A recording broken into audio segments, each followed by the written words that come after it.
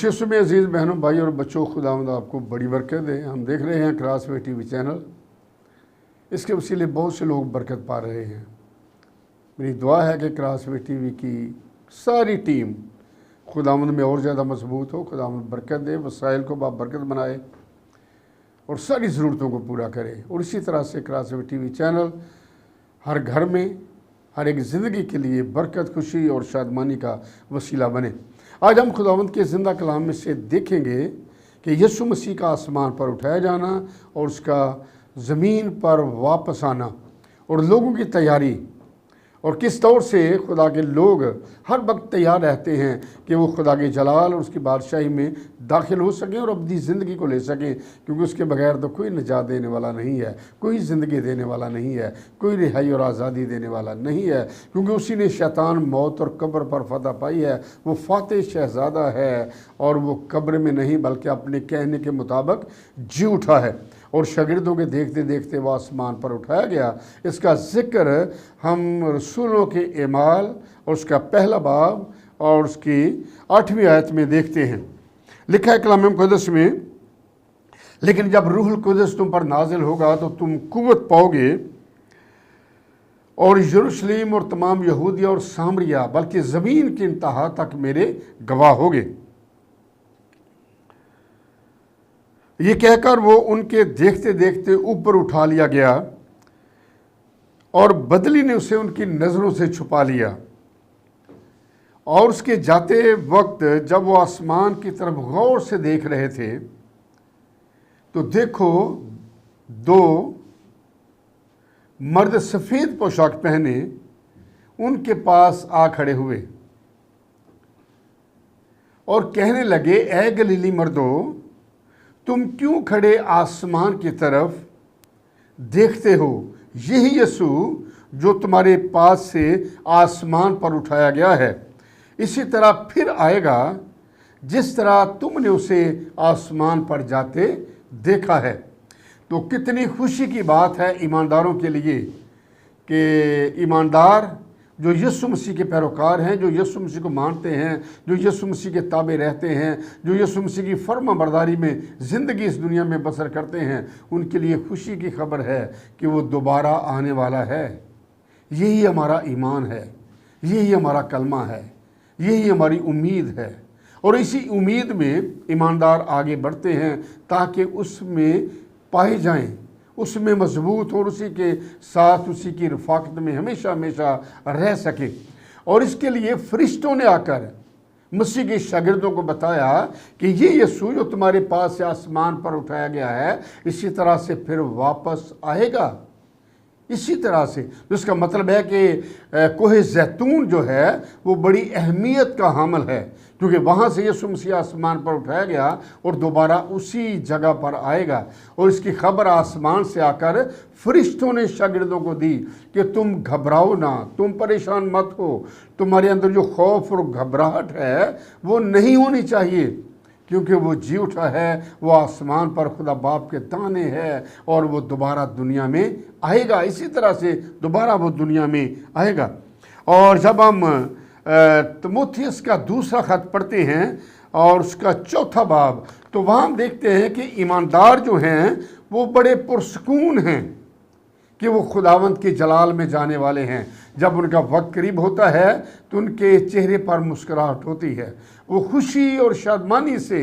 उन तमाम फैसलों को जो खुदावंद उनके लिए करता है उसे कबूल करते हैं। लिखा है कलाम मुक़द्दस में, पौलुस रसूल फरमाता है, क्योंकि मैं अब कुर्बान हो रहा हूँ और मेरे कूच का वक्त आ पहुँचा है। मैं अच्छी कुश्ती लड़ चुका, मैंने दौड़ को ख़त्म कर लिया, मैंने ईमान को महफूज रखा। आइंदा के लिए मेरे वास्ते रास्तबाजी का वो ताज रखा हुआ है जो आदल मुनसफ यानी खुदावंद मुझे उस वक्त उस दिन देगा, और सिर्फ मुझे ही नहीं बल्कि उन सबको भी जो उसके ज़हूर के आरज़ूमंद हैं। और ये ईमानदारों के लिए बहुत बड़ी उम्मीद है। यीशु मसीह मेरी और आपकी ज़िंदा उम्मीद है, जिसके वसीले से हम ये ईमान रखते हैं कि हमने अच्छी कुश्ती लड़ ली है, ہم نے ایمان کو محفوظ رکھا ہے، ہم مسیح کی پیروی میں زندگی بسر کرتے ہیں، ہم مسیح کے تابع رہتے ہیں۔ اور پولس رسول فرماتا ہے کہ میرے لیے زندگی کا وہ تاج رکھا ہوا ہے، میرے واسطے وہ تاج رکھا ہوا ہے جو عادل منصف یعنی خداوند مجھے اس دن دے گا، اور صرف مجھے ہی نہیں بلکہ ان سب کو۔ اب غور کرنے کی بات ہے کہ یہ تاج ان سب کے لیے ہے جو اس کے ظہور کے آرزومند ہیں، جو اس سے بات کے انتظار میں ہیں کہ وہ آئے گا اور ہمیں باپ کے جلال میں شریک کرے گا۔ ان سب کے لیے زندگی کا تاج رکھا ہوا ہے، جو اس کے آنے کے منتظر ہیں، جو انتظار میں ہیں کہ یسوع مسیح زمین پر آئے گا۔ اور کلام مقدس میں لکھا ہے کہ جب وہ آئے گا تو ایماندار جو قبروں میں ہیں وہ قبروں میں سے زندہ ہوں گے، اور جو زندہ ہیں ان کے جسم بدل جائیں گے اور وہ فضا میں اڑ کر اس کا استقبال کریں گے۔ اور اسی ایمان کا اظہار پولس رسول بڑی وضاحت کے ساتھ کر رہا ہے، اور لکھا ہے کہ ان سب کو بھی جو اس کے ظہور کے آرزومند ہیں، جو اس کے آنے کے انتظار میں ہیں، ان سب کو زندگی کا تاج ملے گا، اور وہ ہمیشہ ہمیشہ خداوند کے ساتھ رہیں گے۔ اور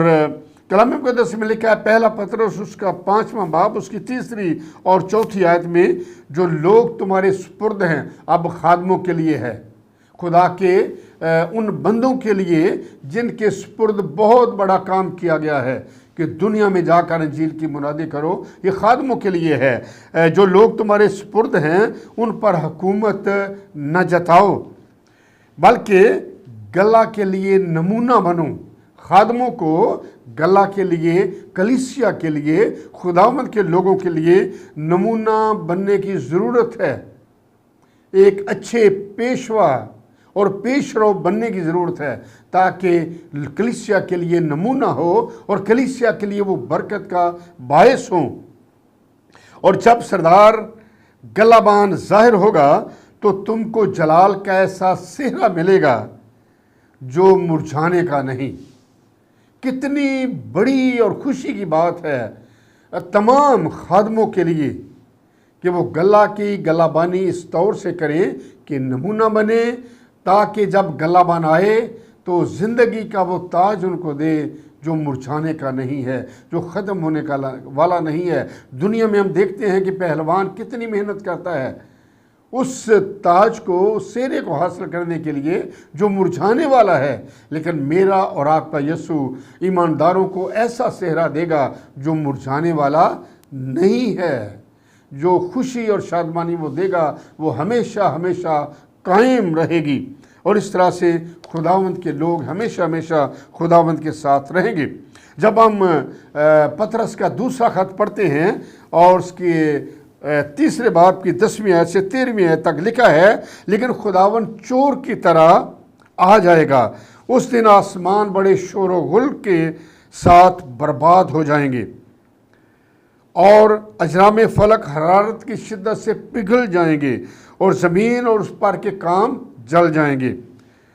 جب یہ سب چیزیں اس طرح پگھلنے والی ہیں تو تمہیں پاک چال چلن میں اور دینداری میں کیسا کچھ ہونا چاہیے۔ ایمانداروں کے لیے صلاح کاری کا کام ہو رہا ہے کہ ایماندار جو ہیں انہیں ایمان میں کس طرح سے کامل اور مضبوط ہونا ہے، اچھے اعمال میں، اچھی سوچ میں، اچھے خیالات میں کس طرح سے انہیں مضبوط اور قائم ہونا ہے۔ جب آسمان اور زمین حرارت کی شدت سے پگھلنے والے ہیں، یہ سب کچھ مٹنے والا ہے، ختم ہونے والا ہے، اور ایمانداروں کو ایمان میں کتنا مضبوط ہونے کی ضرورت ہے، اپنے رویوں کو درست کرنے کی ضرورت ہے، اور خداوند میں وفادار رہنے کی ضرورت ہے، اپنے چال چلن کو درست کرنے کی ضرورت ہے، اور خدا کے اس دن کے آنے کا کیسا کچھ منتظر اور مشتاق رہنا چاہیے جس کے باعث آسمان آگ سے پگھل جائیں گے اور اجرام فلک حرارت کی شدت سے گل جائیں گے، لیکن اس کے وعدہ کے موافق ہم نئے آسمان اور نئی زمین کے انتظار کرتے ہیں جن میں راست بازی بسی رہے گی۔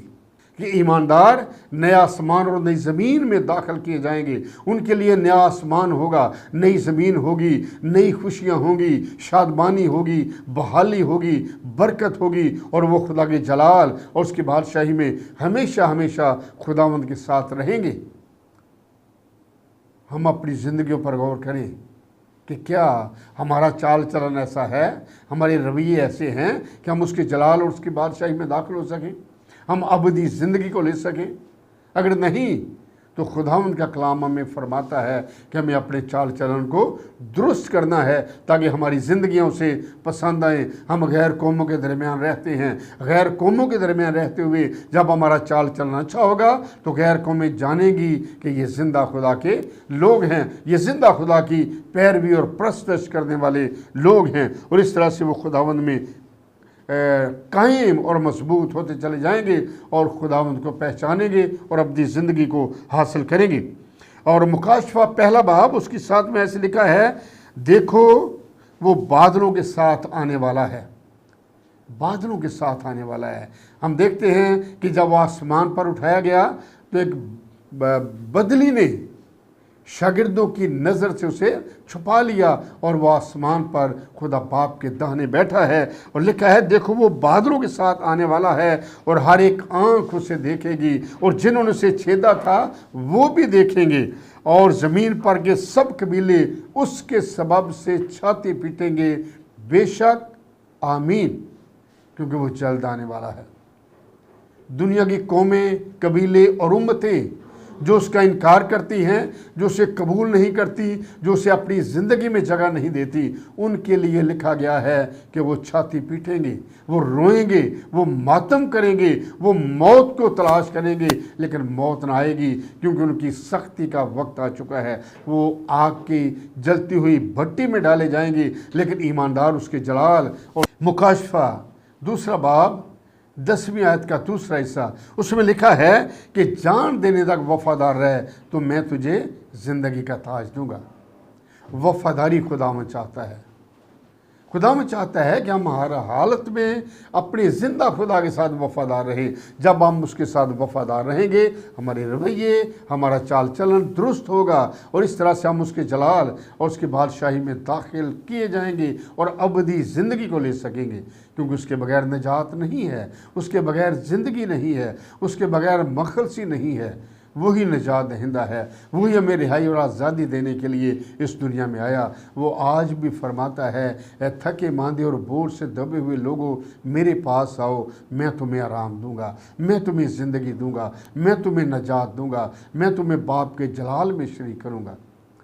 اگر ہم ابدی زندگی کو لینا چاہتے ہیں تو خدا کے بیٹے یسوع کے پاس آنے کی ضرورت ہے۔ جس حالت میں بھی ہیں آ جائیں، وہ معاف کرنے کے لیے تیار ہے، وہ اپنے سینے سے لگانے کے لیے تیار ہے، وہ ہم سے بے حد پیار کرتا ہے۔ خدا ہم سے جدا رہنا نہیں چاہتا، وہ چاہتا ہے کہ میں اپنے لوگوں کے ساتھ رہوں، لیکن ہمارے رویے، ہماری سوچیں، ہمارے خیالات ایسے ہیں کہ ہم خداوند سے دور چلے جاتے ہیں، اور خداوند ہمیں اپنے پاس بلاتا ہے۔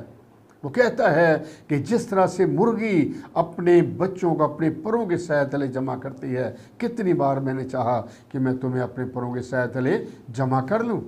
ضرورت ہے، جب یسوع مسیح آنے والا ہے، اس کی آمد قریب ہے، وہ جلد اس دنیا کی عدالت کرنے کے لیے آنے والا ہے، تو ہمیں تیار ہونے کی ضرورت ہے تاکہ جب وہ آئے تو ہم سب اس کے جلال اور اس کی بادشاہی میں داخل ہو سکیں اور ابدی زندگی کو لے سکیں اور ہمیشہ ہمیشہ خداوند کے ساتھ رہ سکیں۔ خداوند ہم سب کو بڑی برکت دے، اپنے جلال، اپنی بادشاہی کے لیے اور ابدی زندگی کے لیے ہمیں تیار کرے، کیونکہ ہم سب اس کے آنے کے انتظار میں ہیں۔ وہ آنے والا ہے، وہ بار بار فرماتا ہے کہ دیکھ میں جلد آنے والا ہوں اور ہر ایک کے کام کے موافق دینے کے لیے اجر میرے پاس ہے۔ جب اجر اس کے پاس ہے تو میں اس کے چرنوں میں جھکنا ہے، کیونکہ اس کے چرنوں میں خوشی ہے، شادمانی ہے، بحالی ہے اور ابدی زندگی ہے۔ سو خداوند ہم سب کو اپنی زندگی کے لیے تیاری کی روح بخشے اور بڑی برکت دے، آمین۔